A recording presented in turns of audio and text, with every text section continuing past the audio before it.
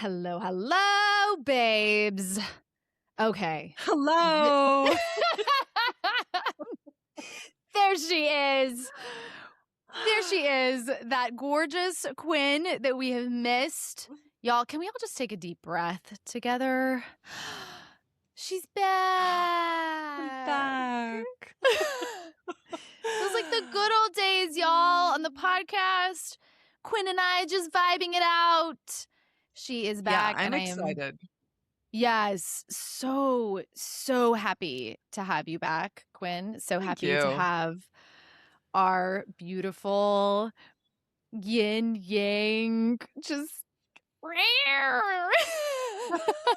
Yes, the cat and the dog of us talking we about just something we are both really interested in, which is freeing women from their own yes, minds and from yes, history. And yeah, and the let's do it. patriarchy.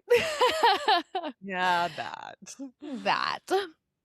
So, as you guys know from last week, I mentioned that Quinn and I have some incredible episodes that we are going to be sharing with you all about a couple of books that I will say Quinn and I took one for the team. Oh boy, did we. A book called The Creation of Patriarchy by Gerda Lerner, and then a second book that she wrote called The Creation of Feminist Consciousness. And Mhm. just first take on the books, Quinn, pretty meaty, huh? Very deep. Yeah, because it takes such a long and deep view of where this all started. I mean, even before you and I, we know a little bit of history. We're neither one of us is historians, but especially with our religious background, we know biblical history, that Mhm. version of history. And certainly in my education, I know a lot of famous men.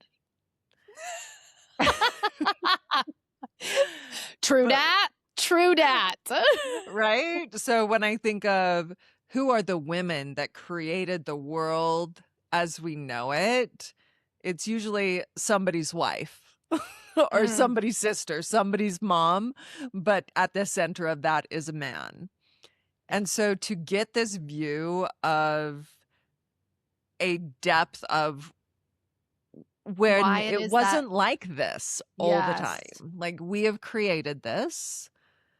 And we're moving through a time of history where we are at an inflection point. But to understand an inflection point, it's like when you throw a ball at a wall, it's easier to see where it's going if you can see the angle at which it arrived.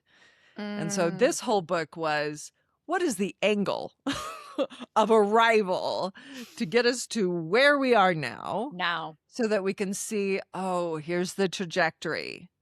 Let's keep Yes. going. Yeah. Or here's the trajectory, and it's time to do an about face in a lot Mhm. of ways, which we are seeing happening in the world right now of women going, wait a second, these systems were never built for half of the population. And Mhm. that ends here. I feel like, Right? yeah, that is the message that I'm hoping part of this discussion will connect us into. I think one of the more applicable for those of you listening, how does this impact me? Is Quinn Mhm. was asking, why do you want to talk to women about the creation of patriarchy? Why do you care about this history? And I went through a personal process while reading this of going, oh my God, it was like all made up. And once you see how much this has been created by humans, by men to further Mhm. men's space and place in the world, it's like once you see it, you can't unsee it. And it really has helped me come into more of a compassionate space for myself around understanding why it is so difficult in the world as a woman to get Mhm. ahead, why it is so difficult to feel safe in my body, why, like my episode last week, I internalize things and make it all about me and it being a me issue rather than understanding, oh, This is Mhm. the fallout of systems that are Yeah. thousands of years older than me and that Mhm. yet still affect my interactions with myself, with my world every single day. And if you don't see it, we tend to go through the world as women thinking I'm the crazy one. Yes. So, a big piece of why I was like, oh, I really, the author Gerda Lerner, her big, I would say, life mission was realizing that until women know their history, they will Mhm. be doomed to keep repeating these same cycles of just being Mhm. fed a world that was created by men and their place in it, women's Mhm. place in it through men's viewpoint, and believing that that is all that's possible. Yes, and it's not something so distant in the past as Mm-mm.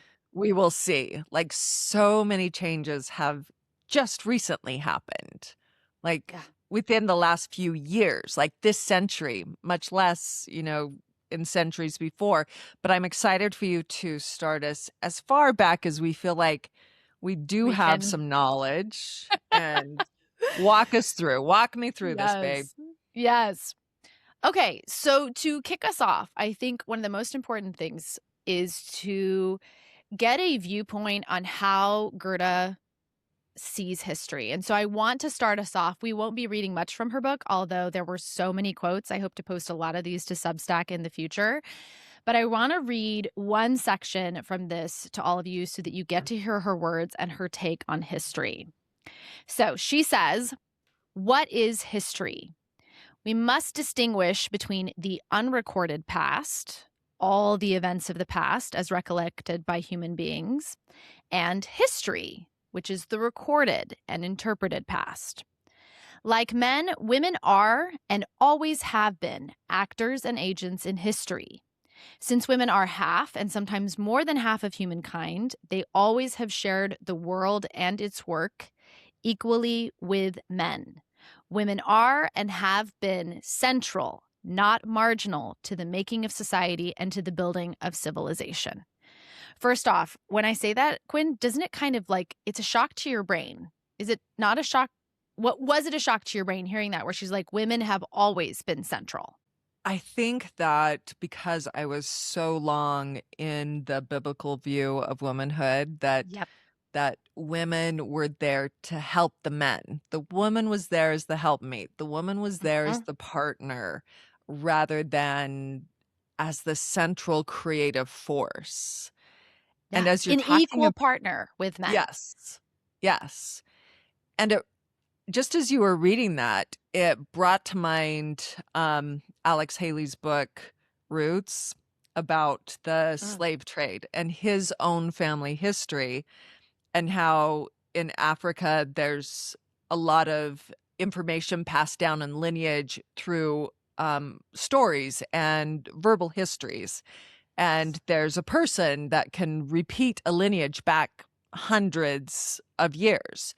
And I think it was in the epilogue of Roots where he goes Mm. back and he finds someone who still retains this oral history, and he hears of his ancestor, Cunha Kinte, I think was the name of this original slave that was taken, and how this Cunha Kinte, this son, he disappeared.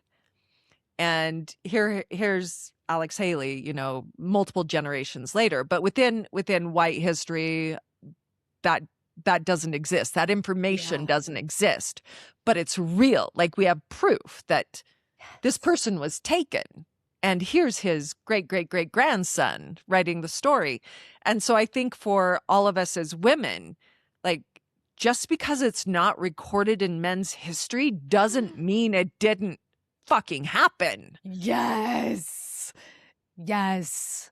Thank you. That is where we have to start. We have to start by understanding that just because the fact that it was not written down does not mean it did not happen. And that is key and central to understanding the heart of her book, which is that the history that we know, which starts when we start writing, which is where she says here, she says, history making is a historical creation that dates from the Mhm. invention of writing in ancient Mesopotamia.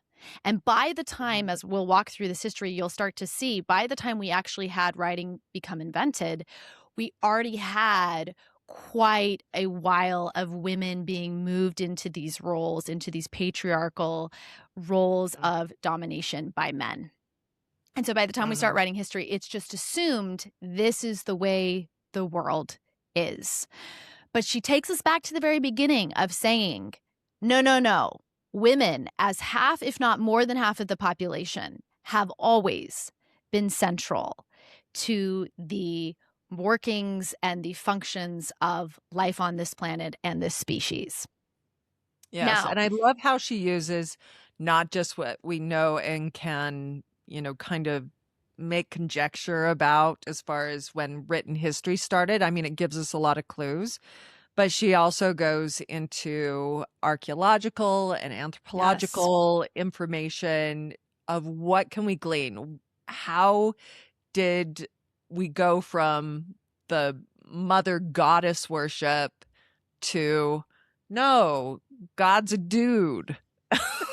and and he created without a woman, the most Yes. impossible thing. When we look at how life works, the most impossible thing is if a dude and his son are hanging out in a house and they're like, "Hey, let's create life." Like, no. It doesn't happen like that. And that's why this book was so deep and, you know, meaty for both of us because Gerda really went and found, I think this book took over, I think it was like 7 to 10 years of her life's work poured into this.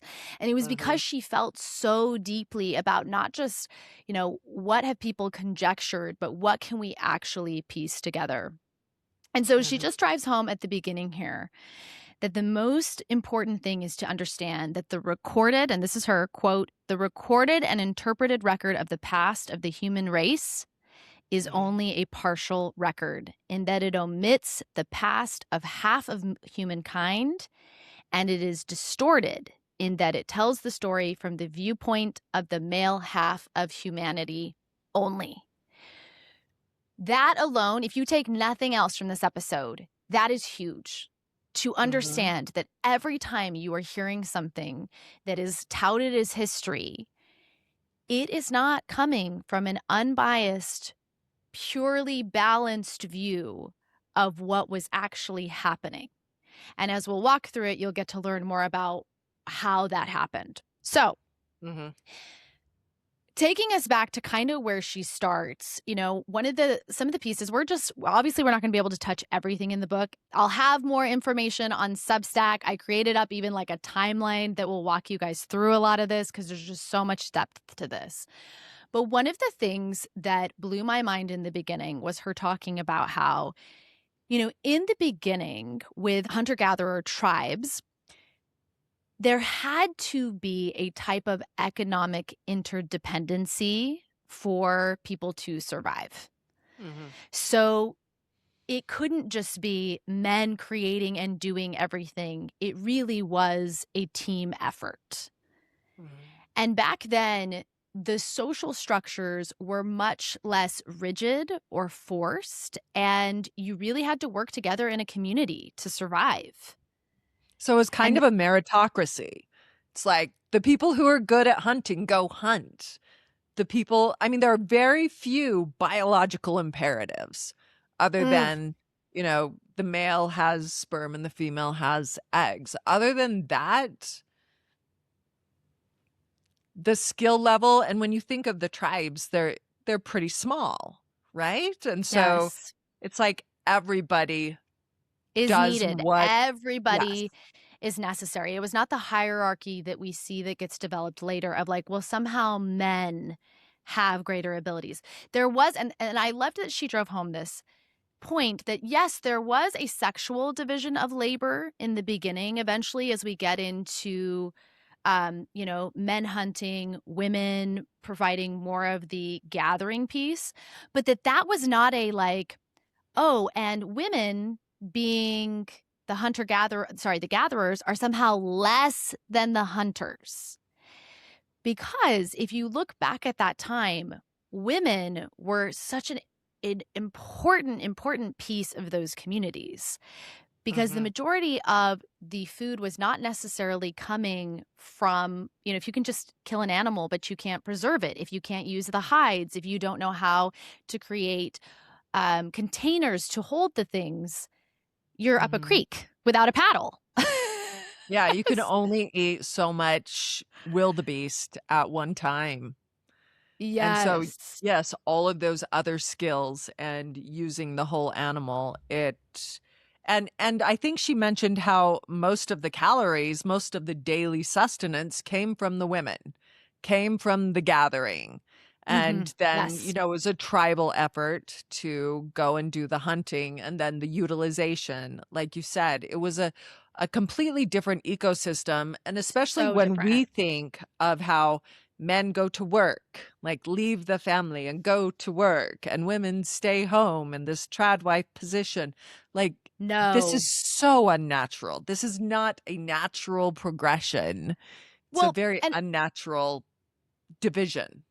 yes, and this idea that somehow she's not doing just as much in her role. That's what was Mhm, emphasized, is that yes, there was a sexual division because women got pregnant and had babies and ultimately were the ones that they were the only ones that could nurse. That's a mhm, huge point too that like blew my mind, because she's like, when you don't have formula, then yes, you as the woman that has had this baby has to nurse that baby. That's where the food for the baby comes from. So, mhm, but she emphasizes that this was strictly from biological sex differences. It was not differences in strength or endurance. It wasn't like, mhm, oh, men are so much better at this. They should be going and doing this. It was solely reproductive differences, and that mhm, men and women entered into these arrangements because they were functional, practical, and completely acceptable to both of them. And that is huge to understand that at that time, this was not a like, oh, you need to stay home, sweetie, but she really wants to. It was more like, yeah, this is what makes the most sense. I've got my skills and abilities here. You've got yours. And together we create this phenomenal team that survives. and I Now, think that's what a lot of men still think marriage is. Like, I've got this really good ability to make money, and you've got this ability to make a lot my life really good. So together, we're we make a amazing. phenomenal team. Yes. And Gerda she talks about that later on, of how like we have had all of these advancements that have changed the way we as humans move through the world. Mhm, Babies don't have to drink just milk from their mothers. Mothers can pump, bottles can be given by fathers. Women now, we live in a world where we don't have to completely separate. I mean, most of us, we don't even have to make our own bread at home, you know? what? like, like it's so I still when you make bread, so I know, because you're amazing, but you don't have to. okay, The okay. everybody surviving does not depend on these roles. Mhm, It's just so, the more we learned this history, the more I just saw through the irony of our current day dialogue around women's places needing to be something that was in the Neolithic time. Like we somehow haven't advanced in our way at all. And yet we mhm. don't still expect men to be out only spearing animals like Right? that When was men the say they moment. want a trad wife, I'm like, "And I want a traditional man. I want you to go to war and die." Just kidding, just kidding. No. I want you No, to build me a house for with your real bare though, hands. with your bare hands. Like this was a big aha moment for me where I was like, oh, there's the Matrix. There's me peeking through the Matrix and seeing through the game of us continuing in the 21st century to say women's roles are to stay at home and to nurse babies and to raise children when we live in worlds that look nothing Mhm. like the world that we lived in previously. So that's a big first piece, but it is understanding. And I thought this was huge that contrary to what we think of today, of like, this is women's place, that is not how this was stepped into by women. This was stepped Mhm, into from a, we are equals. I have just as much of a contribution as you do in these ways mhm, that, because of the world around us, are necessary for mhm. us to survive. And that Yeah, is key. Now, yeah. also, one of the things I loved from the beginning that was like, ah, so big was that i- back then, the mother goddess was actually the beginning focus of like there. It's almost like humans kind of understood like men had some role in it because she was always like there was a son or a brother that was a part of initiating the creation, but the focus was on women and Mhm. women being the source of life. There Yeah. was deep reverence and um, worship of women's bodies and witnessing life emerging from only the female body. Mhm. Yeah, because when we think about it, if we knew nothing about biology, a woman might have sex, but it's months later and the man may be gone. Maybe he went to that war and died or traveled through and he's gone but I am having this All of a baby. sudden, yes, And yes, when you take off the blinders of what we now know, it makes sense that, oh my God, it's so divine. The woman, she just sprouts forth. She has yes, babies. Yeah. yes. That women were the life givers. Mhm. And it took massive repression and violence to destroy over thousands of years to destroy the image of the mother goddess. Mhm. That was something that, as she documents deeply, that, back in the beginnings, we're going to kind of jump around a little bit, but, there were priestesses, there were women in power. For the hunter gatherer communities, it really was in the beginning too. It was more matrilineal. Power could be passed matrilineal because women were seen in this equal important role. Yeah. And in many ways, venerated almost in, especially religiously, in a godlike role because of their function to bring life. Yeah. Now, Yeah. that too was just like big for me. And then I so appreciate that Gerda, as we'll talk about, really walks us through how men steadily conscripted the idea of God and transformed God into their own image to justify their domination of women. When Gerda walks Yeah. you when Gerda walks you through it, you're like, "Oh, Hmm. oh, there it Mm, is. there it There it is." is. Yeah. Mhm. Now, where things start to change, okay, is when we start moving from hunting and gathering communities into agricultural societies. And we know this makes me think of Diabolical Lies. Mhm. I believe they've talked about this too in the capitalism I did, that like when land starts being able to be possessed and it's no longer shared, as like a Mhm. resource that like all humans get to have, but when it's like I have ownership of land, this is my land. Oh, then we start to get into the patriarchy furthering its aims. But to start, Yeah. agricultural societies, when you get into that place where now we're not moving around, we're having to stay in one space, the harvest becomes unstable. It's subject to the climate, things changing. Now we have to preserve crops over several years. There's this very fragile period where there's a huge change going on for Mhm. humans and where the survival of the group depends on having more people. Yeah. Because if you need to farm, Quinn, Yep. I was Yeah. a farm wife. A farm Yay. wife, you need hands to work the land. Mhm. So there is a shift in the psychology of now I need bodies. I need Mhm. humans. And what can produce humans? I know, I know, I know. Tell me, Quinn. Women! Women. Females! Female bodies can produce more bodies. Yeah. Exactly. And And especially if you get a lot of them and then you just rape all of the all of vaginas, them. and Yep. then you can get lots of bodies. Lots of bodies. I mean, Mhm. this is the as we say that, I just ugh, right? This is where we're Right? gonna ugh, this is where we're gonna start getting into, like, the turning point of what our ancestors as women have experienced in patriarchal societies.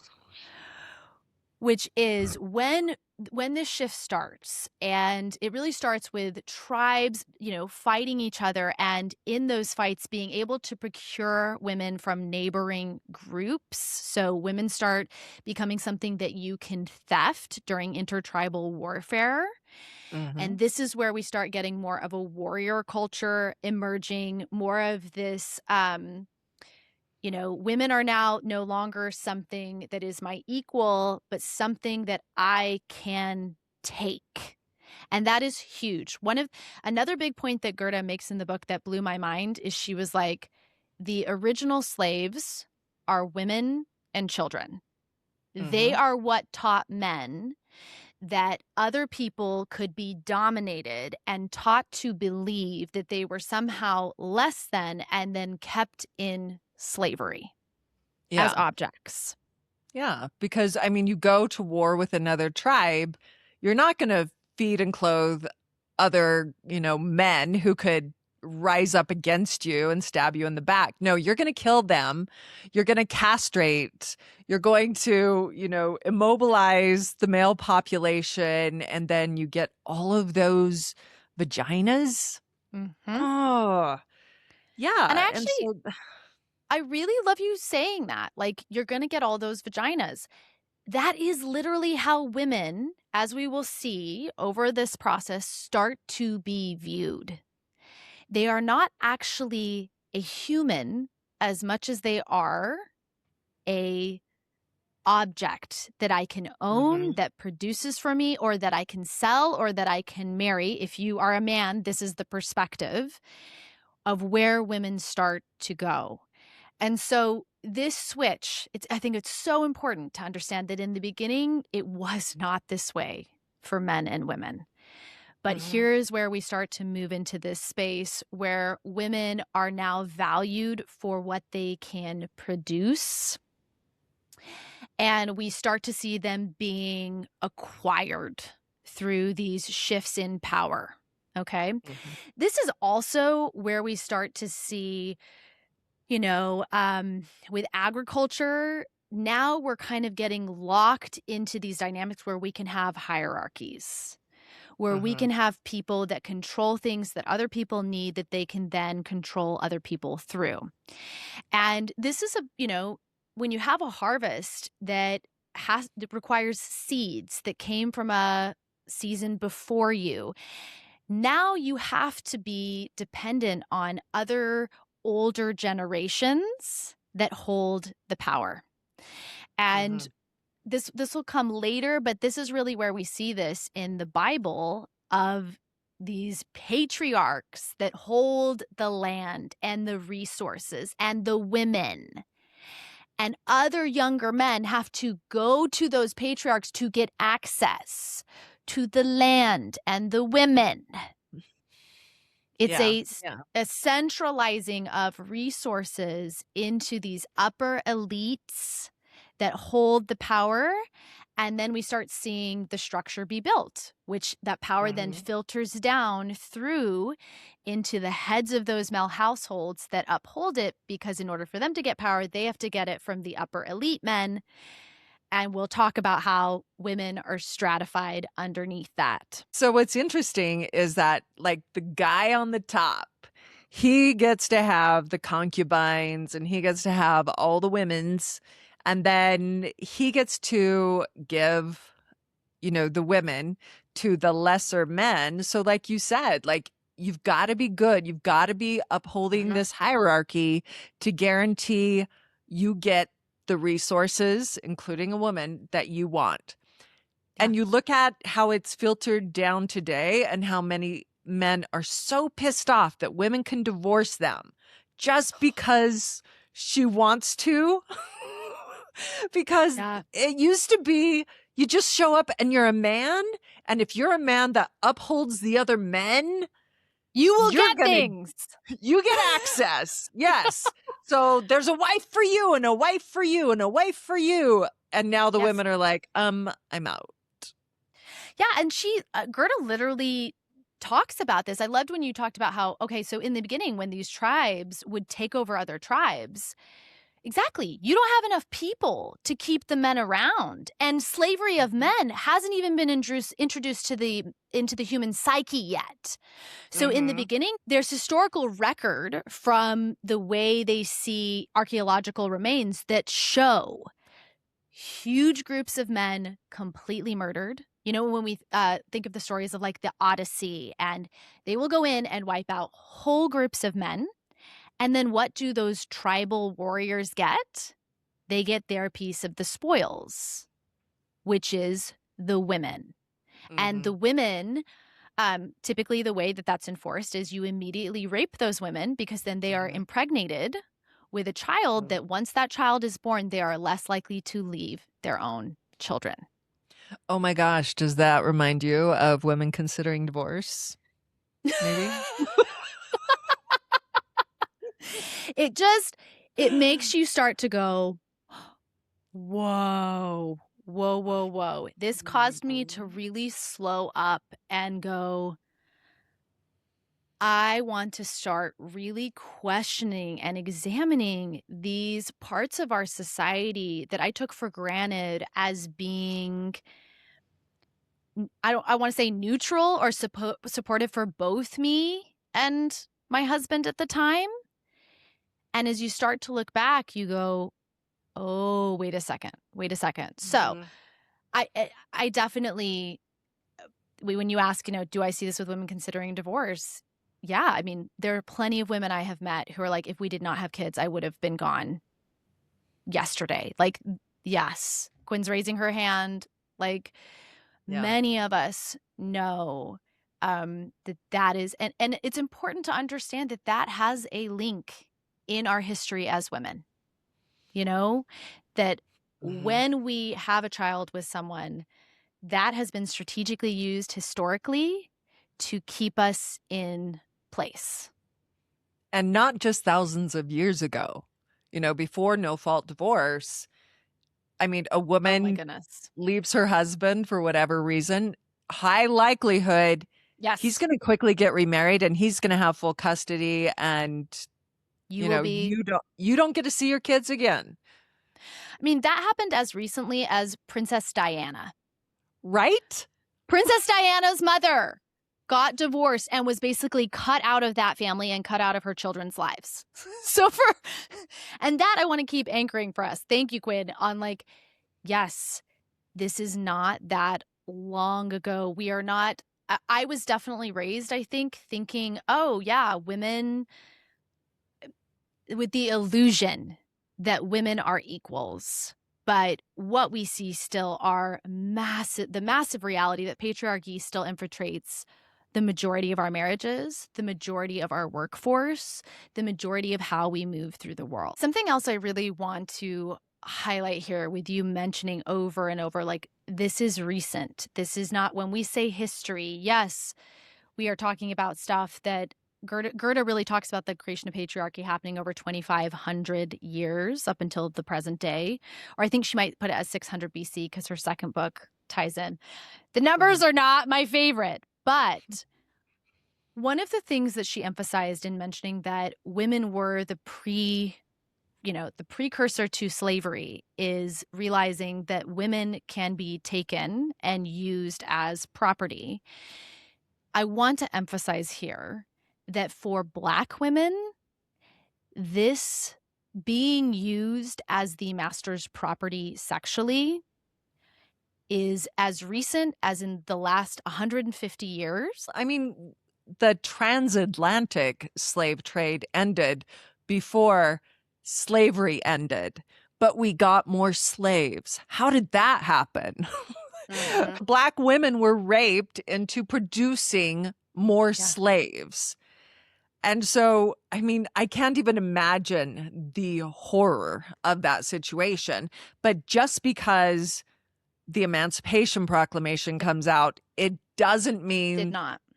that everything suddenly changed. So we can't pretend that women of color, and not just the Black women, but the Hispanic women, the Asian women, that any disadvantaged woman Yep. has continued to be assaulted for the creation of more property for the man who owns her. Yes. And it is so recent. It is so recent. And I have no And it's doubt that still it's happening ongoing. today, That's what I was gonna right? say. Absolutely, it is still ongoing. Absolutely. Let us be clear. We are speaking from a very privileged place in the US as white women, you know, Mhm. but absolutely it is still happening in many countries throughout the world. I think she even spoke about that of like young girls in Asia being called little sisters, and it was actually sex trafficking of young women. Sex trafficking still happens in the US. Epstein. I mean, it may Mm. not have been for in the The ways of creation rape of more being property. exactly, but it is still a rape is still a tool used by men to subdue and control women. Mhm. And the moving of young women and girls through rape into control by men. Mhm. And it's such it, I'm grateful that we're talking about it so openly because one of the things I said to Quinn of like why this is so important is because if we as women don't understand that this is absolutely where we came from, what is still happening to a great amount of our sisters, fellow women in the world today, I truly believe we are at risk of falling for the ploy again. Right. That is why these episodes are so important because right now, especially in the US, we are seeing huge propaganda around women's places and women needing to be in the home and that this is what God ordained and this is their role in the world. And we have to realize it was not so far distant, depending on the privilege of your skin color, really, Mhm. right? And that's something too that Gerda made so powerfully poignant. This is another piece I wanted to drive home. In once patriarchy comes into play and women start becoming property, Mhm. it divides women from each other. And it does it so well. Because when a woman is no longer her own self, she has no power within herself to control her world, to move through the world. That power lies, and in the beginning, it lied with her family, with her kin. It lied with her father, it lied with her brothers, and they could choose what to do with her, who to marry her off to. Remember when Gerda talks about that point where she's like, fathers had ultimate authority in the patriarchal world. With children, they could choose whether their children lived or died or not. And they Mhm. saw massive numbers of female babies being left out to die. Mhm. They could choose. Infanticide was allowed by the father, not by the mother. And as a woman, your only options really were staying within, you know, your father's household until he married you off, maybe becoming a priestess. That was in the early ages. You could become a priestess, and many women, that was actually a route that a lot of women took. We'll see women use that later on too, when women start going into convents as a Mhm. way to have their reproductive rights kind of safe and away from men. But Thank you, as we go, Jesus. Yeah, it was. It was a place for women who were like, "I don't want a part of this." That was really your only other option. So in the beginning, women, it was either I could be married or am taken over by another tribe, I become someone as a slave, or I get to be a priestess. As that goes forward, though, and as women are moved more and more out of the temples, as the kingships start, as they move men into higher roles, and women just keep slowly being moved out of power, queens and princesses just become like an appendage to their husband rather than having authority, and their authority only is vested from their husband. We start to see women really falling into only three options, three roles that you had as a woman. You were either a slave or a concubine or a wife. That was the amount of options that you had. Yeah, so they took away the spiritual path, and you could be a vagina that got money, a vagina that got protection, or a vagina that got no money, and he can kill your kids. Yeah. So, oh, nice. Okay. Yeah, and and when I understood this, Gerda drove home that this is the patriarchal bargain. She didn't call it that, Mhm. but that's what we've been hearing. Like when women talk about the patriarchal bargain, when we've watched the women in Trump's cabinet be used and then discarded, Mhm. Mhm. this is the game that you have to play as a woman when you play within the patriarchy. And Quinn and I know this well. Yeah. This is the role of women within Mormonism, Yeah. of Yeah. of of women needing to be close to power and then help enforce that power by indoctrinating other women beneath them Mhm. into this same power structure. Another fascinating way when we're thinking of the roles that are allotted to women, right? When Mhm. you're thinking of, okay, you're either a slave, you're a concubine, or a wife, is the difference between the concubine and the wife is that the wife gets to rule over the concubine. The Ooh. the wife gets to have slaves herself. So a So certain level of power because of her proximity derives to power. All and right. derives from other women being less than Mm. you. When Oof. we as women wonder into today's day and age, like, why is there the competitiveness between women? Why is there the focus on men that just kind of infiltrates things, like sometimes not even intentionally with Mhm. girlfriends? I'm like, here it is, ladies. Yeah. For thousands of years, especially towards not even thousands, because this took 2,500 years specifically, but for probably a good 1,000 years, it really did get ingrained into women. Why would I have my sister's backs? They are my competition. Yeah. And when you think about how long people lived, they weren't living 100 years. So we're Mm-mm. not talking about like 25 generations. We're talking about hundreds of generations because lots of women were dying in childbirth Yes. or diseases. Germ theory had not been thought of yet. So the turnover of Yes. women and of generations, it happened much faster back then than today. Another piece that drove home for me just how much women were not seen as humans with their own rights was, do you remember that part where she said, like, if a patriarch failed to pay off financial debt, he could legally pledge his wife or his concubines or his children as physical pawns to the creditor? Yeah, because it's just property. It's valuable Literally. property. Yes. Yes. And that part too drove me because I was like, oh my gosh, how do you, when we wonder why men, I see so many women that come to me on calls and are like, why does he not see me?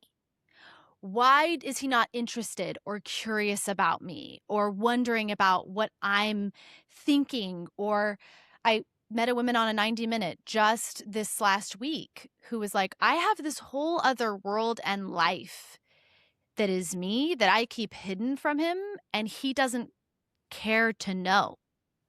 Not Or, curious at all. yeah, we Yes. know women in our community who have gone and done big things and like reached out to their husband to be like, hey, I'm going to do this thing. There's an opportunity afterwards for us to talk about it. And they're like, yeah, I'm good. Yeah, you do you. And they're like, why? What is it about me? And we internalize it. We think it is something about us. And more, dude, Quinn, after reading The Creation of Patriarchy, I was like, oh, this runs far deeper. This has roots back to the very real historical reality of men being married to wives that they felt fine being like, oh, I gambled, can't pay my debts. Here, take my wife. Yeah, and then let's look at the other side of it. Why are so many women so intensely interested on making their husband comfortable, knowing his favorite things, making sure that he doesn't feel bad, managing his emotions, making sure she takes one for the team and will just, suck his dick just because he needs to and not worry about her own pleasure. She hasn't had an orgasm in a decade, but it's okay, as long as you're okay. It's safety.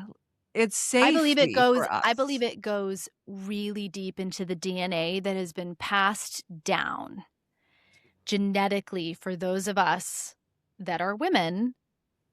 That runs deep, not only in our DNA, but also the culture. And I Mhm. love that Gerda makes this so clear where she is like, I would say it's passed down in our DNA from the trauma of Mhm. generations of women who, and Gerda made that clear, if you as a wife did not put out sons, if you did not manage your household, if you talked back, he could divorce you like that. Oh, and so here's another big thing that I thought was like fascinating. And Gerda emphasized this, that the underpinning of so much of what makes this possible is the control of women's sexual reproduction. Mhm. So when a woman's value comes from whether she can produce children or not, And which y'all, specific children, male yes, children. male children, and also, do we not hear the echoes of this ringing through the presidency in the US right now around women's birth rates, which, by the way, I saw a stunning article on Substack the other day from a Black woman writer who was like, let's notice it's all about white women's birth rates. And I was like, Right? there's the patriarchy again, Mhm. glaringly. But when it is about women's reproduction, I loved that Gerda highlighted, as shown in a lot of Bible stories, that when you are the wife and you cannot produce, you are more than happy for your husband. The example she uses of Jacob and Rachel, where Rachel can't bear. I remember Mhm. reading those stories, Quinn, and being like, at the time I was so brainwashed that it was just like, oh yeah, of course she's devastated she can't have kids. But also there was a part of me viscerally disgusted when Rachel's like, here, take my handmaid, take my slave girl and fuck her so that you can have a child through her for me. And you're sitting in Sunday school reading this and you're like, yeah, that's like totally makes sense. Like, Sounds like God's will. I mean, if God's a dude, sounds like God's will. and as she brought this up, I mean, it was just so like, that part was hugely healing for me, Quinn, to have her be quoting the Bible and to now be pointing out, like, whoa, this is where these are the roots of this. This is not just God's will. This is a system that has been, and to trace it all the way back. And then she gets you to this point where she's like, okay, so now let's get into the part where women are literally being like, rape my slave girl so that she can have a baby for you through me so you don't throw me out. This Mm. is the relational violence that women Yeah. were just like, it was normalized. It was Mm. expected. It was the way the world was. And it's so important to see that because we know now today that isn't the way the world is. And if that's not the way the world is today, and the women back then thought that was the only way the world can be, we know that the world we live in today can change. Yeah, and I mean, we say that's not the way the world is, and I'm sure there's places where Yes. that's the way it is. But what I loved, one of the things I loved about how she laid out the book is she talked about the Fertile Crescent, where agriculture is starting to become a thing. And our oldest written law is Hammurabi's law. So from this time, and you can see the progression of laws. Like there wouldn't need to be a law to not Yes. rape a 9-year-old if raping 9-year-olds wasn't a problem. Like we wouldn't have laws against pedophilia if pedophilia wasn't a fucking problem. Or in our day and age, there wouldn't need to be laws against marital rape if marital rape wasn't a A problem. problem. But then you bring religion and you pour religion, it's like the cement because it Mm, doesn't matter what the laws say. What does God's law say? say. Yeah. And she drove that home beautifully that in the beginning, Mhm. so especially, so let's tie this back into the mother goddess, right? She's like, getting rid of the mother goddess was very, very difficult. Even though in the laws you're seeing it shift, she talked about how, remember when she talks about the statues, like female mother goddess statues were preserved and kept for like thousands of years, which showed that even though in the upper class, people who could write, they were writing down laws and making history, even though they were saying this doesn't exist, down in the roots of real human life, people still understood at a deep fundamental level the importance of women. That Mhm. was, and that's another like huge glimpse into her point of like written history does not reflect reality. It is done through a skewed patriarchal lens. And it took thousands of years as we track that, right? Where she talks about like women. I love when you said there, if there's a law for it, it means there was a reason. She emphasized at one point, she's like, we start to see all these laws come in about women's sexuality, about women, what they're allowed to do, what they're not allowed to Mhm. do. This is where we see the law come in about veiling, that, Mhm. oh, wives need to be veiled, but women that are unmarried can't be veiled. And she's like, Mhm. wait a second, that does not protect women. What that does is let all the men in the group know who are the vulnerable women that are unprotected by men. Oh, they're the ones not wearing the veils. Yeah, because what if you rape a man's wife? You're dead. But if Mm-hmm. you Rape a rape his rando woman? a rando or even his daughter, it doesn't carry the same, Mm-hmm. like she's not a wife. Yes. No, she literally, I'll quote this part. Gerda said, adultery is possible only on the side of the wife because she is the property of the husband, but it is not possible on the part of the husband because the wife owes faithfulness to her own marriage. The husband owes faithfulness to another man's marriage. Yes. That Mm. understanding that, and she does a beautiful job taking us through those pieces around adultery that we saw. Mhm. This is not just back in the Hammurabi Code times. This is pretty much present day, the double Mhm. standards of men's sexuality and women's sexuality and how it gets to be used, and that women's sexuality belongs to their husbands. Mhm. That is ancient. That has been Yeah. around for hundreds and hundreds of years. And so when women today are, the women that come to me and talk about having affairs and are like, I feel so bad, or just still the different standards that we have for men around Mhm. their decisions to have sex outside of their marriage and women. Yeah. Yeah. You see this for all generations. And what's challenging for me as a mother who was raised in the Mormon cult with certain standards, and then Mm. going through my own exploration, and then watching my daughters go through a certain exploration, watching my sons going through a certain exploration, noticing my thoughts about what's appropriate for my daughters and what's appropriate for my sons, and owning the internalized misogyny and rules and Mhm. really questioning it. Why, like any kind of news story, any kind of scandal, if the roles were reversed, would it Yes. be a scandal? And having to really take a beat for myself to see that within me, even now.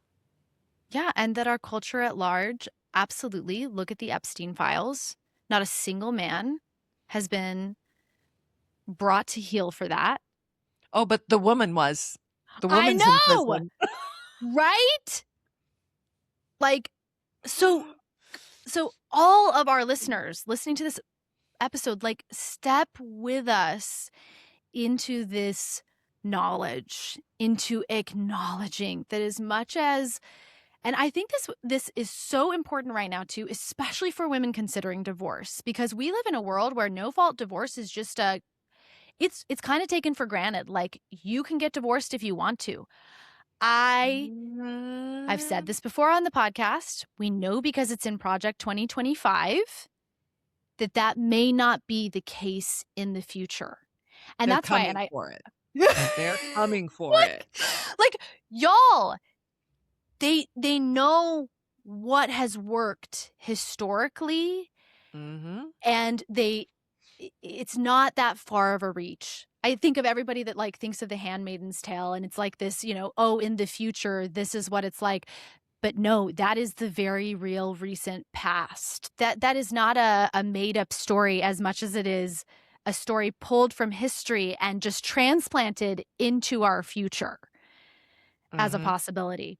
I also want to say right here, because this is something I wanted to say at the beginning of this episode, that this is an episode that I hope our listeners share with sisters, best friends, with mothers, with women that you know. Because as Gerda emphasized, if we don't understand this is where we came from, we are very likely to sit by and go, yeah, women have rights.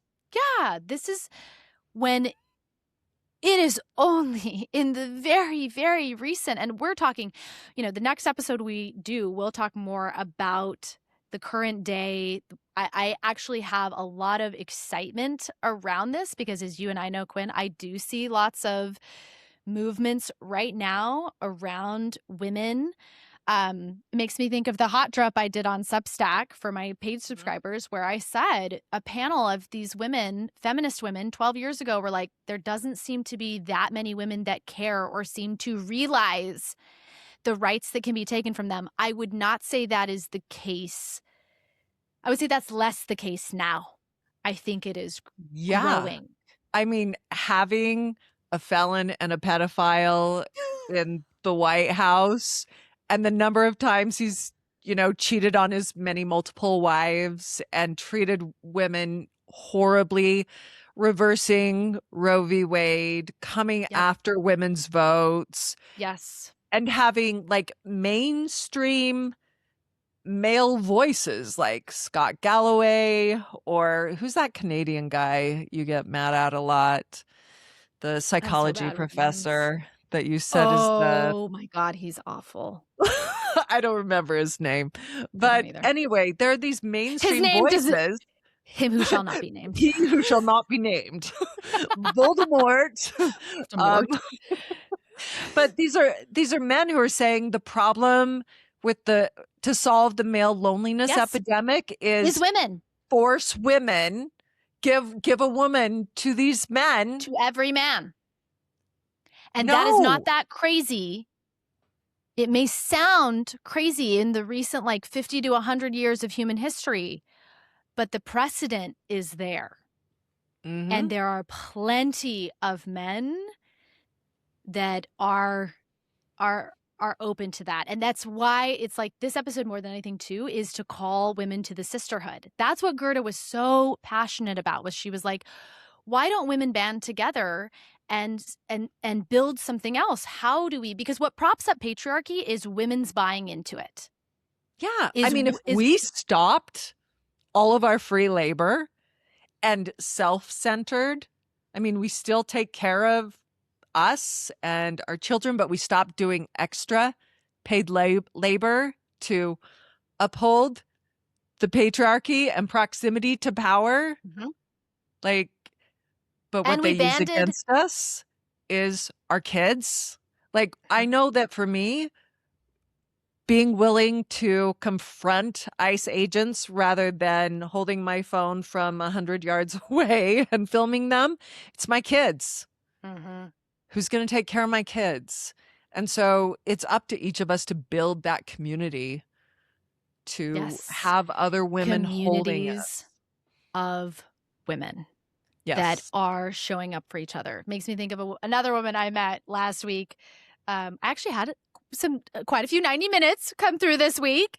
And on it, she said, I said, what do you dream of most in the future? She's in her 50s, considering divorce. And she's like, honestly, I want to start a commune with a bunch of women and a pickleball court and a pool. And I was like, where do I put my deposit?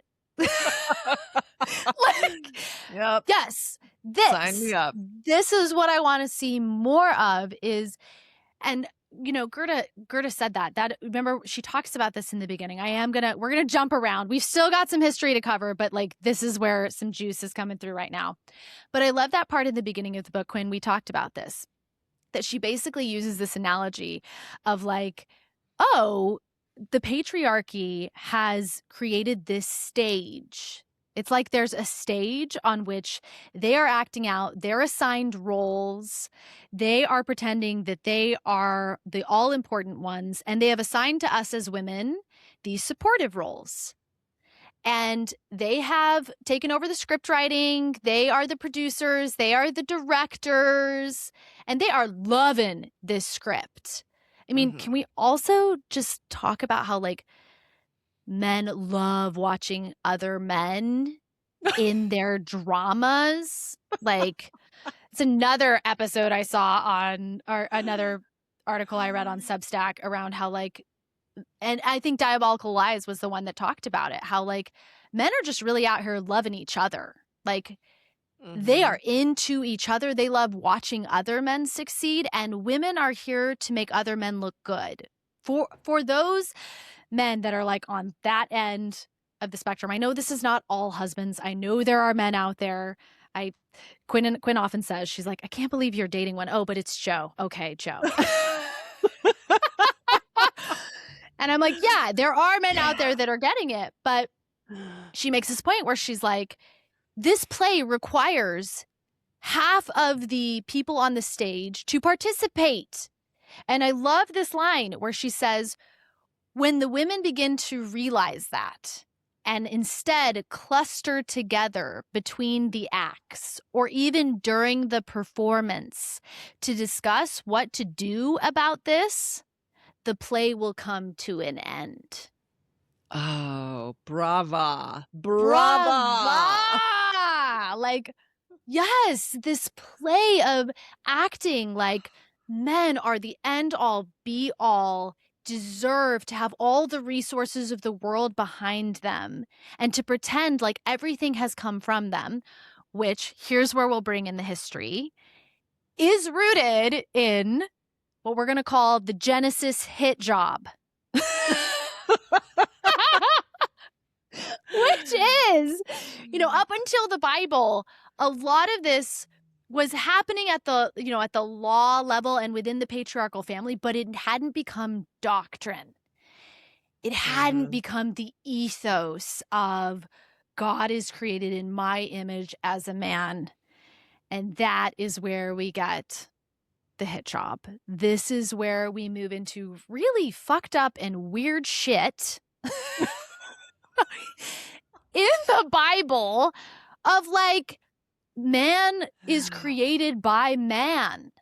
You know, the seed is all encompassing, calling the male fluid now seed, the erasure of the mother, the covenant from God only going to men.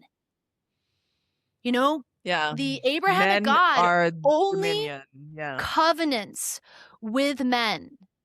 He does Mhm. not make covenants with women. And you and I know the effect of that because in a patriarchal religion that's based on the Bible and reinforced by the magic book Joseph Smith wrote up, Mm. same exact thing. The husband is the head of the household. This is where we get the Adam and the Eve. The Adam and the Eve. I like that. The Adam and the Let's Eve go with story. it. Yeah. Yes. You know, Gerda points out that the serpent at the time was representative of the female mother goddess, sex goddesses. So of Mhm. course the snake comes and tempts Eve, and she is the fallen one.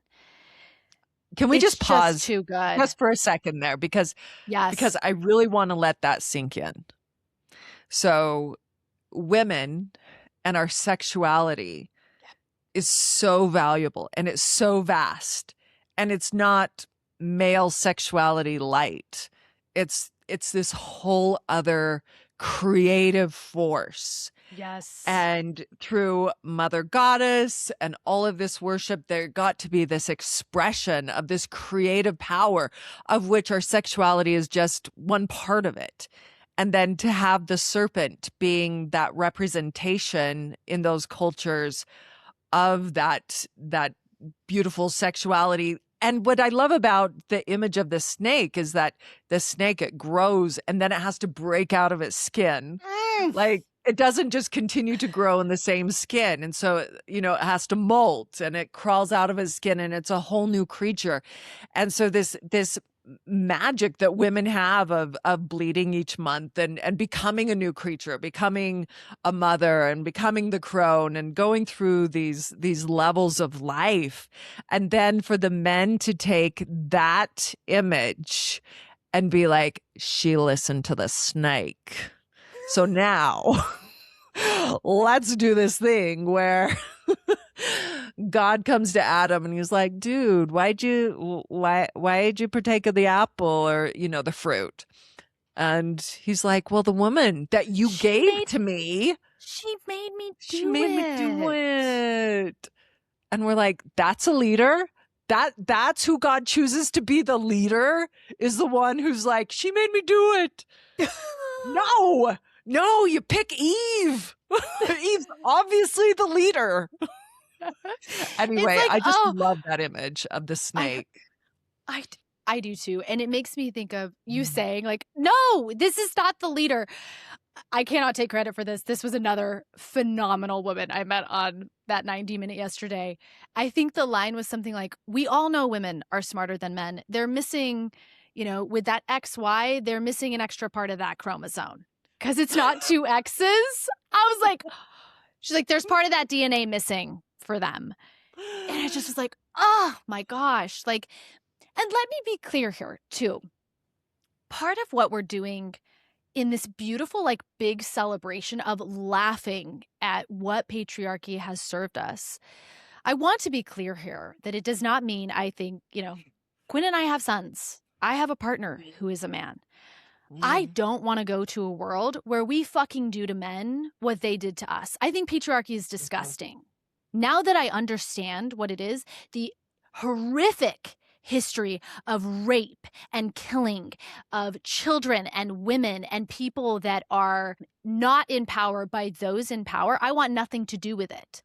I don't even like really calling it a matriarchy because I think it just harkens too much to the idea that what we're advocating for is for women now to do to men what men did to women. No. What I what I see is the real reality, and what I experienced in my relationship with Joe, what you and I experience as women is what it feels like to live in a world where you treat other people with mutuality. When you treat the planet with mutuality, when you understand I depend on you and you depend on me, and together we are stronger and we both have power and we both have respect and we move in this fluid dance with each other. Mhm. That is what the vision is. And that is why it is just such a joke when you finally see this, like, oh, the man must be the one that dominates the woman. And then what's like so just heartbreakingly horrific is what comes out of that for thousands of years post is Mhm. men referencing the Bible, men pulling from the Bible. Aristotle going so far as to say, like, women are just deformed pieces of Just men deformed men. because they're Yeah. missing a penis. Yeah, and Freud, everything, about women is just penis envy. I mean, there's just so much that comes from that when you Yes. when you adopt a power over Yes. dynamic, so that even when men are like, "I want true mutuality. I want real connection." It's They so broken. It's really difficult.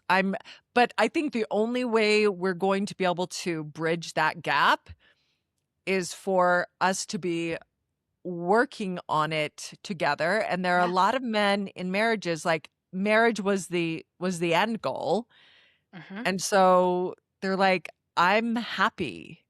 Yep. I'm I happy. got what I Everything's wanted. fine." I Yeah. got the ability to walk around the world saying, I have a wife. And that Mhm. raises me in the status of other men. And I have my tiny dominion. Mhm. And I so agree with you that that's what's the most heartbreaking piece. I don't get to talk about this often because so much of my work is around women. But my Mhm. heart goes out to the men that find themselves so fucked up by patriarchy right now. That Mhm.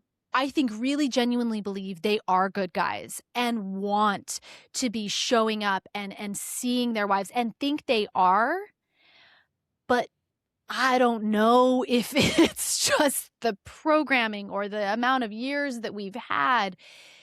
They can't seem to make that empathic click of really seeing and understanding what it is to view a woman as your equal, as an actual full human. And this just makes me think so much of when I was on Maya Bialik's podcast, right? And I'm like, women want men to see them. And her partner Jonathan was like, I don't think men know what you mean when you say that. And I'm like, Mhm. yeah, no, they don't. They are literally, and until men can really step back and go, this is the reality of the history. That's why, too, I'm like, this episode needs to be shared with men as well. And from a perspective of like, you have to know women's history, you have to know what women have been through, what has been done to women through patriarchy, and then be willing to go, whoa, I have benefited just by my gender from a system, which we will talk about an incredible movie on Netflix that if you're like, I don't think my, you know, male partner would listen to this, we'll just have him go watch this show. We'll talk about it in the next episode. But they have to start wrapping their heads around the privilege that they cannot see because it's just the water they've always swam in. Yes, and I see this with my college-age daughters and my college-age son, where I have great faith that my daughters will land on their feet. And my son, there are parts of him that just refuses to be prepared for this life of being an adult. But I know that he is statistically far more likely to land on his feet It's because we have so this system yep. where other dudes are gonna be there for him and And where men prop can him kind up. of certain men, privileged men, I want to be clear about this. Privileged men can fall up. They can stand on the Mhm. shoulders. I mean, I mentioned this in my last episode. If I'd been a dude, I probably would have had seed money for my business by now. I would have had mentorship. I would have had somebody reaching out and being like, I see you. I got you. I want a piece of this. Let me. you know? So another piece I want to add in historically, especially when we're talking about the Bible coming in, is that it's so important to understand that when you brought up Freud and I brought up, what was his name? Aristotle. I was like, I need to remember his name because I want to create bumper stickers that say hashtag fuck Aristotle. I was like, can that be the new like underground feminist like hashtag that we use? Like if you know, you know. If a woman says to you fuck Aristotle, you're like, oh, she's part of the resistance. Like, Mhm. Mhm. and not even the resistance, the breaking open and creating something new ends. But the real tragedy is that Gerda emphasizes, and I love that I talk about Gerda with her first name. Like, Gerda and I, be close. I read Mhm. this entire book, Gerda. Yes, But thank you, Gerda. when we start getting into like humans really, she tracks so beautifully along all of this that this is like human brains advancing, right? Like even the Mhm. ability to conceive of there being a one God actually shows a huge like advancement in the way our brains are working.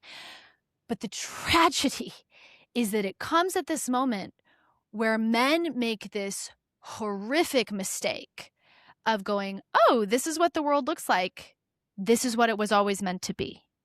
Mhm. This is what is. And then you see the thinkers and the men who are advancing thought building from the flawed perspective that women are less than men. And Yes. they just run with that. Yes, and when she talks about, the pantheon of the gods and how, there was this woman and then, you know, Zeus overcomes that and then he's got all these kids and he's raping and he's pillaging and he's handing out favors and but you look at the way their kingdoms are set up. Oh yeah, there's a guy and Mhm. he does the same thing. So it's about, men creating God in their own Own image. image. Yeah, it's not that God created man in his image. It is the opposite when we track back through history. And we're not making this up, y'all. Gerda actually tracks the archaeological history. This is not made up. The Bible is.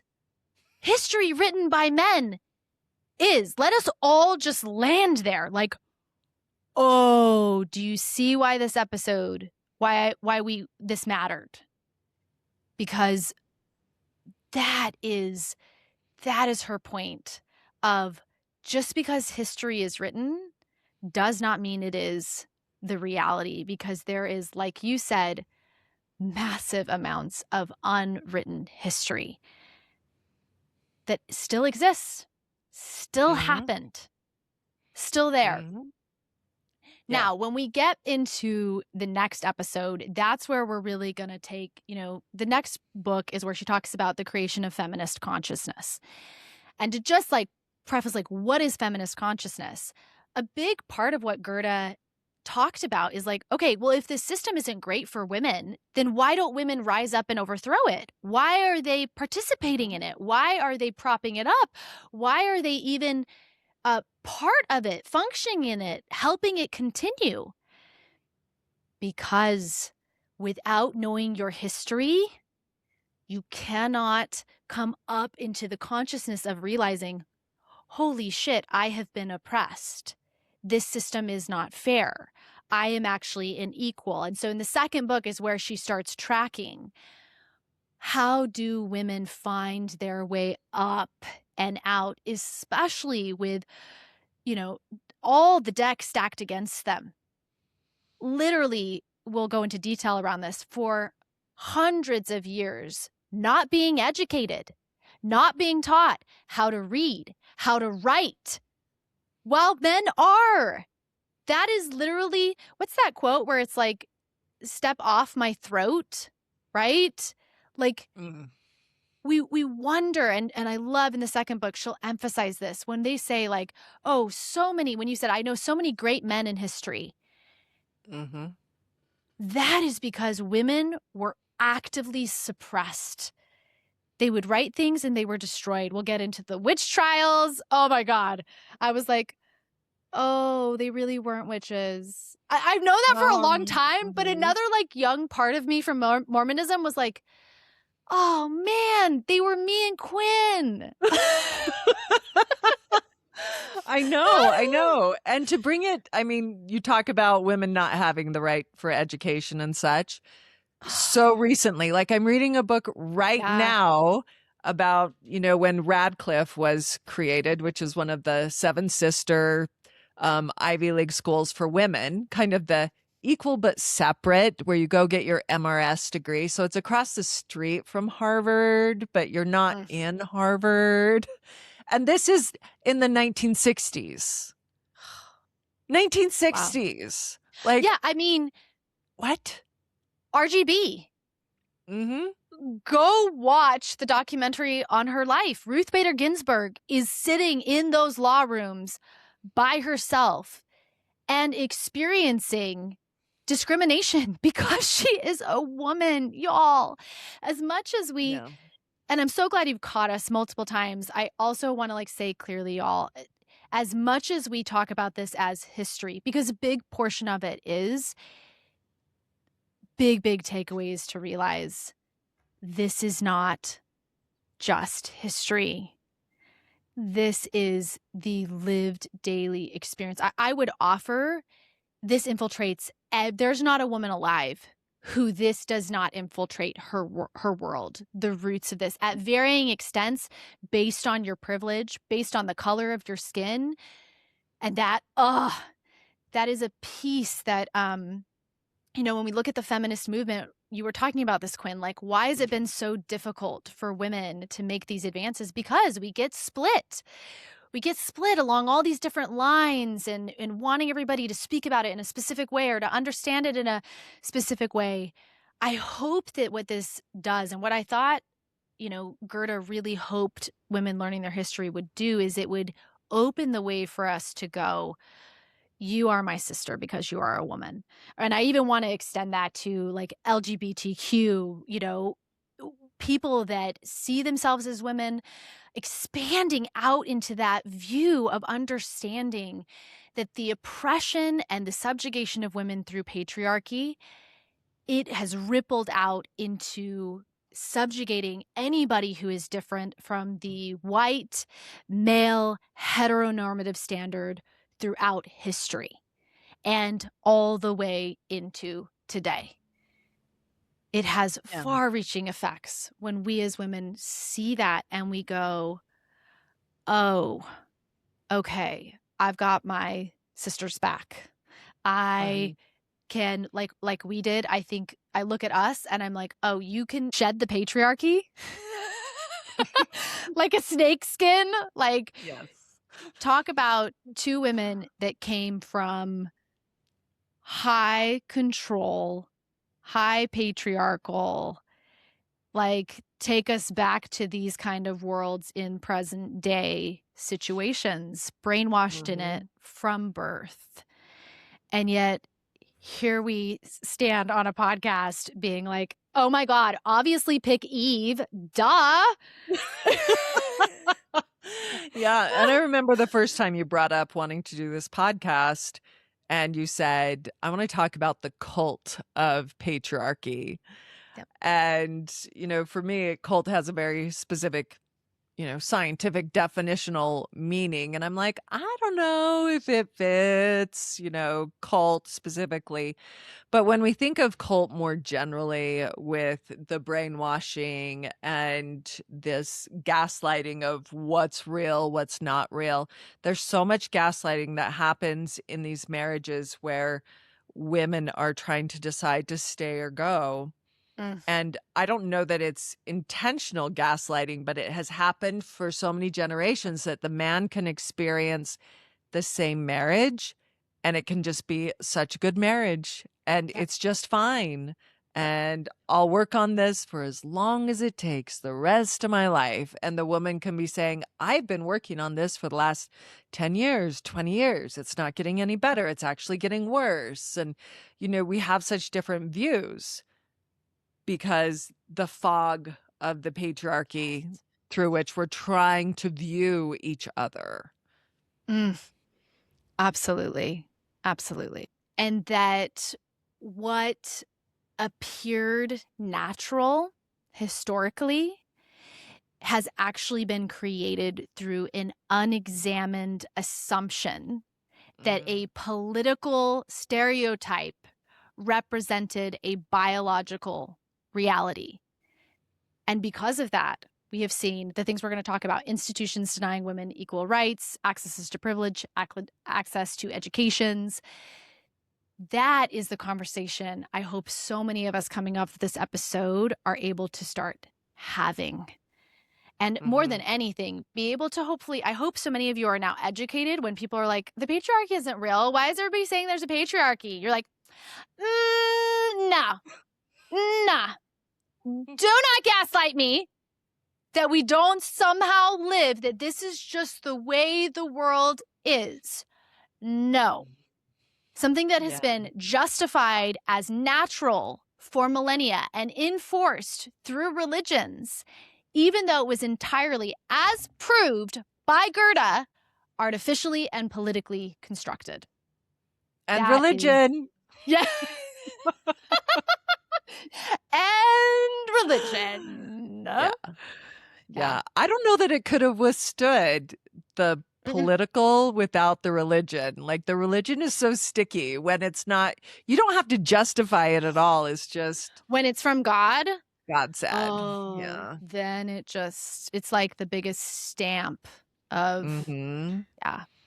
Can't Quinn, question thank God. you. You're welcome.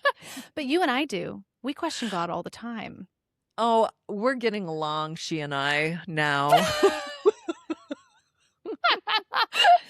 Now that I know who she really is, they are. I love thinking of God as they now. I'm like, I see a way forward. And this is the first step, is learning our history. So please send this to the women you love, y'all. Send this to the women that are groping around in the dark, going, facing immense psychological exhaustion and self-hatred and feeling crazy because we live in a world that tells us women are equal. Yet we are all experiencing in our bodies and in our marriages the very real reality that is not true. That is slapping a pretty face on a very ugly history and pretending like it has changed and we are all good now without at all understanding the past. Yeah. From a woman's perspective. I'm so grateful. Gerda, we love you. She passed away like 12 years ago, but man, sending you good vibes, babe. Mwah. Yeah. Yeah. She is our sister. Thank you, Gerda. She is our sister. All right, y'all. Next week, we'll be diving in more to how does feminist consciousness come out of this. We've set the table for how rough of a hole women have been dug into.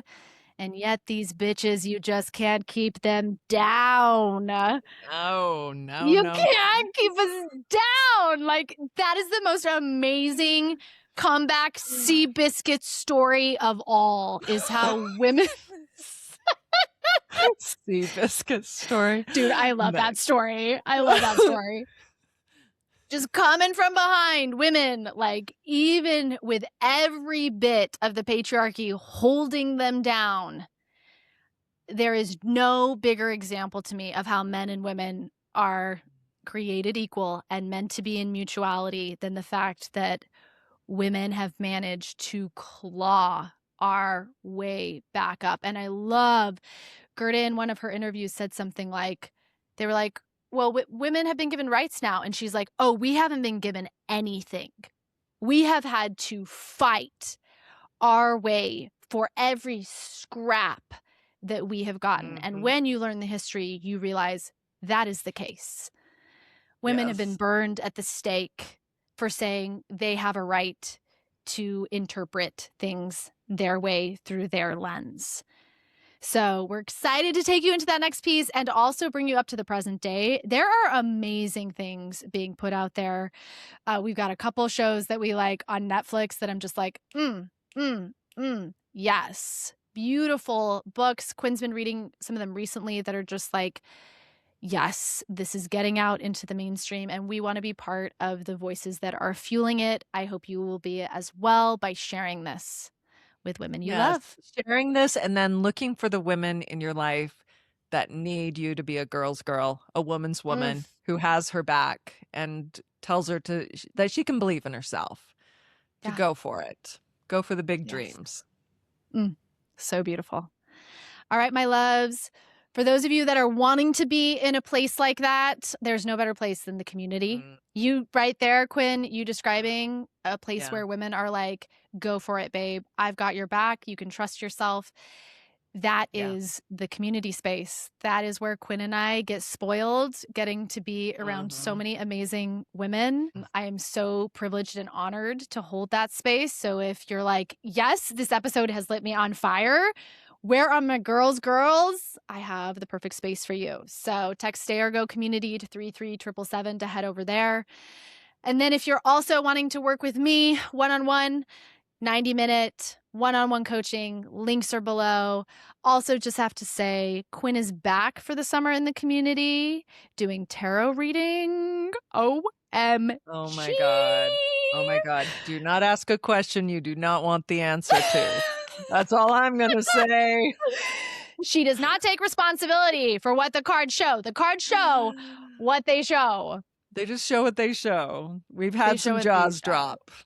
So, We definitely have. And as I said last week, huge gift to have such an incredible tarot reader as my bestie, someone who helped me see what I couldn't see 2 weeks ago, and an incredible gift that she's giving this summer while her course load is lower, reading tarot in the yes. community. So we'd love to meet more of you over there. I feel Yeah. like in that community, we just are. Quinn said yesterday, she was like, Britta, when are we doing a retreat? I need to see these women in person. I And I was like, know, I just okay, wanna okay. hold them and just be like, "I got you, I got you." Yeah, Yeah. it is life-changing to fall in love with women and to have their Yeah. back and to show up for them. It's truly life-changing. Yes. All right, my loves. We will see you next week. Till then, sending much love. Alright, bye-bye. I love you so much.